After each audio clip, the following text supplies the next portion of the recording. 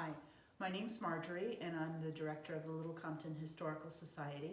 Today we're on the second floor of the 19th century barn where we have a variety of materials displayed that teach us about farm life in early Little Compton. Each section of this area displays a different type of work that was done by a typical farming family. The first one is weaving. Many Little Compton farm families were weavers. Little Compton had a reputation for producing cloth. And next is spinning, which would have preceded weaving and certainly been very important.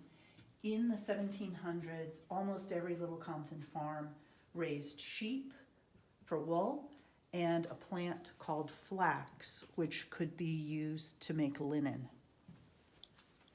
This section shows tools used by dairy making, so to make butter and cheese. We have milk pans over there that would allow cream to separate. We have a butter churn from the 19th century. We have a slightly less mechanized butter churn here. And this large piece of equipment is a cheese press. Milk certainly would spoil quickly without refrigeration, but if a farm family could turn the milk into butter or cheese, then those items would last longer, even without refrigeration, and would help feed the family. Anything extra would be sold, and it might feed people in the city of Newport, or it might be sent on a ship that would go anywhere in the Atlantic world. The Caribbean especially relied heavily on New England families for their food. Over here we have shoemaking equipment and laundry equipment. Laundry was sort of the most dreaded job in a Little Compton farming family, and if a housewife was fortunate enough to be able to have a servant in the house, whether it be a hired girl, an indentured servant, or an enslaved person, the laundry became the job of that servant, or sometimes the daughters in the house. And the women tried to save themselves for more productive labor that would produce income for the household, like weaving fabric.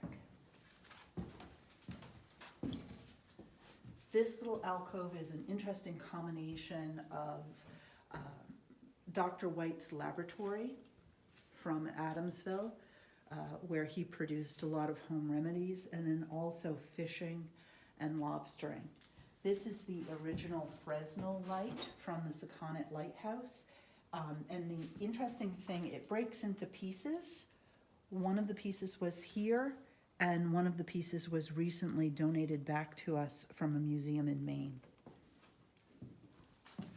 And then finally we have some carpentry represented. Even in the 1600s, there were professional carpenters who would oversee the building of houses. I think sometimes we think in olden times people just did everything themselves, built their own house, but that's not true. They would hire professionals to help them with such an important job.